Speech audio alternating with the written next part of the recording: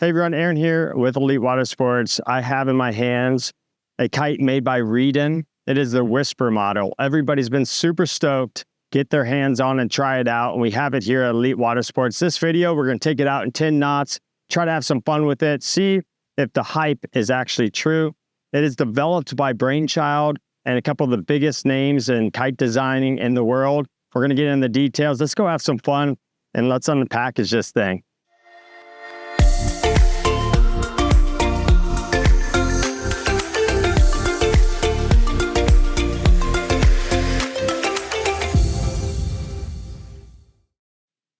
So the bag is actually pretty darn cool. It's got a lot of connection points for like your pump and everything.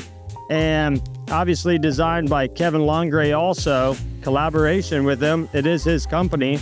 You can see how easy the bag opens up. Lots of little compartments and everything.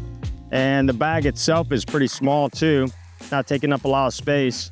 Comes in this really cool packaging as far as like wrapped up. This is a brand new 17. We've had the 13 and 15 out quite a bit, but today it's 10 knots. I'm gonna have some fun kind of skimming around on a little skimboard. You see already the construction being Brainchild. All the seams are welded together, but you still are gonna see some stitching here, and that's for the wear points. And then the material itself, the canopy material is like nothing I've ever seen in the industry. A couple other brands are starting to use it. But I can tell you this, back in 2008, I was ordering this type of kite material to do some of my repairs. It's pretty cool. Really crispy. Start by saying the fill system is definitely different than anything out in the industry right now. I've seen it before, you've seen it before possibly. It was also used on Liquid Force. And well, in my opinion, it's one of the best valves in the system or out in the industry. You're gonna have to use this adapter. And look how big it is, right? No restriction in flow. And you have a little check valve on the inside. And I can tell you this, when you're pumping it up, you don't feel any resistance at all. I'm gonna say that it's 9 PSI, so you better have a really nice pump, well lubricated, make sure that you can get up to those PSIs. And so anyways, make sure that you have that adapter. And then right off the bat, I noticed that there is 3 struts, but only 1 trimp off for the center strut, which is kind of cool because you don't need that extra weight in the wingtips, but you do want that safety of being able to hold air in just a strut instead of popping the leading edge or whatever happens, you know, at least you have some sort of flotation device. So a little added safety there. All right, let's pump this bad boy up.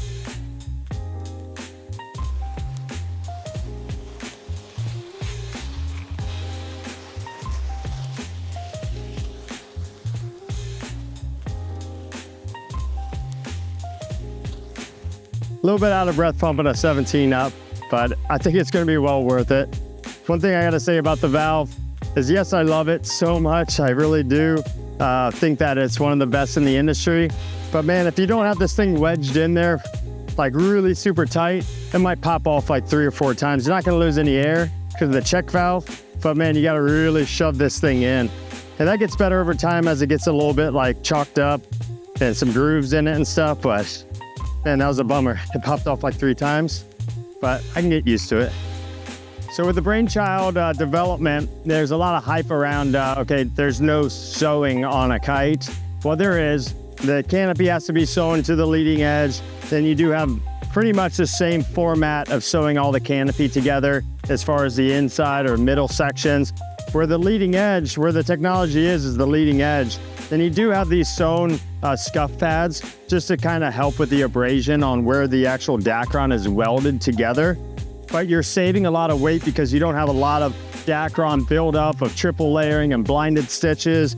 And also another layer of Dacron on the backside to keep it structurally sound and durable. So basically they're cutting a lot of the weight savings off, and you become, the kite becomes more of like rigid, all welded together, literally like welded together, so you don't have a lot of flex going on. So that leading edge is pretty stiff and holds its shape the whole entire time, which kind of relates or kind of segues into why the kites are so efficient and they fly faster through the window. The wingtips are pretty standard. You know, 3 different options for speed or bar pressure, and then 1 single knot that is adjustable, but out of the bag, you don't have to play with that at all, especially if you got a properly tuned Reedin bar. The knot layout is loops in the middle, knots on the outside, so like North or Core, a couple other brands out there, those bars will work on it, but brand on brand is always the best. So Reedin bar on this obviously is going to be best. And the bridle system itself, no pulleys at all direct connect, and they use Kite line, like a 1.9 or 1.7 Kite line for it, and it's directly attached to the leading edge. So you have 1, 2, 3, 4, 5, 6, 7 connection points on the leading edge, so not as crazy as some of the other flight wing kites out there, or even high wing kites of 9-point connection systems. So a pretty basic bridle system. Extension wise, you can see that bridle shouldn't snag the wingtip unless you crash it underinflated really bad, so that's nice, so it'll clear. Sometimes you get that wingtip tuck in the bridle when you crash them really bad, especially in the waves or, you know, students and all. They do have battens, which made it a little bit harder to pack up when I was using the 13 and 15. You just got to be ready for that and fold it properly, and then the battens aren't any big deal at all. But that gets rid of all the flutter on the wingtips. No battens on the inner side, I don't think. Nope, you got a batten right here, so batten in the middle. So a couple battens to deal with, and they look like they're replaceable. They're just in a sleeve, and they're fiberglass battens, so pretty easy to replace. No big deal there if you break one. Overall construction, pretty standard on all the sewing. All the seams look pretty standard. Nice little Dacron leech line on the back trailing edge. Pretty much what I'm used to seeing on all the kites as far as stitching goes on the canopy, but way different canopy material than I ever see on any other kites out there. So yeah, let's put a bar on it and go jump in the water. Pretty stoked to do this. We got a video coming out. If you haven't used the Reedin bar, it is amazing. It's called the Dreamstick, so check out that video. I tell you what, you'll love it. So if you buy the Whisper or buy any of their other models, grab a Dreamstick. It's pretty awesome.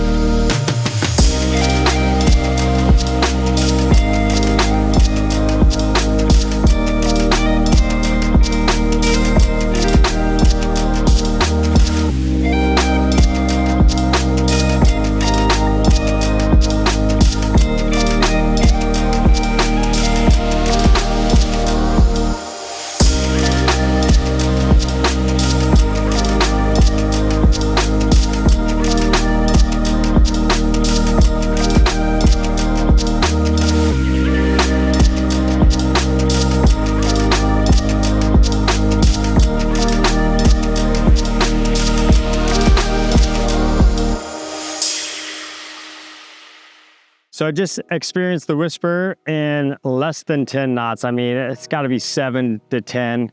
And I was out on a skimboard earlier, pretty big skimboard, and then I went over to the 165 light wave certainly a match to have a big board with a big kite for sure for performance, but I see myself being able to ride like a smaller board for sure and like 12 knots on a 17 and be pretty lit up.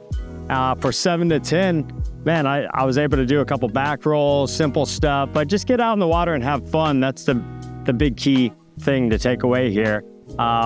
Next thing is that I'm here on the beach with a lot of trees in the background and stuff. I always like to bring it up to 12 and see how stable it is. I don't suggest this for users at home, but I like to see how stable it is, right? At 12 o'clock, bar fully sheeted out. Also like pulling and tugging on the front leading edge to see if the kite drifts back or Hindenburgs. I can even unhook it. So we're in 7 to 10. Fully slack front lines, and it's staying up at 12 and not Hindenburg. I'll walk downwind, then Hindenburg. So pretty awesome that it's just sticking in the sky without actually falling out. A lot of light wind kites will fall forward in the window, kind of do a front stall, and Hindenburg straight into the ground. It's not doing that. So overall impression, super, super awesome. I'd say for like the performance side, I noticed that I can really just keep this bar sheeted in all the way. A lot of light wind kites out there, you have to really milk the bar, find the sweet spot as you're pumping it and diving in and trying to get it back up to 12. I noticed that I can just have this bar pretty much pinched off down low and have like maybe a little bit of fluctuation there, and you'll see that in the video, and the kite was still surging up to 12 o'clock. Man, I got a guy out here right now on a big board, 14 meter, and he's not able to stay upwind at all. He's actually going downwind a bit. He might get a little puff here in a second, but for the most part, 7 to 10, pretty amazing. So the Whisper's exactly what the hype's all about. And Whisper, I always say Whisper like the dog whisperer, but pretty cool. And the match with the bar, lines, everything. I mean, it's definitely a perfect package. So check it out. We have a couple in the demo fleet, the 13, 15, 17. If you want to try them out, demo them out, rent them, whatever you want to do before you make the purchase, or just give us a call if you're out of state and you're looking online to buy one. We have them in stock. This is Aaron with Elite Watersports. I got to tell you, this should be your next light wind kite.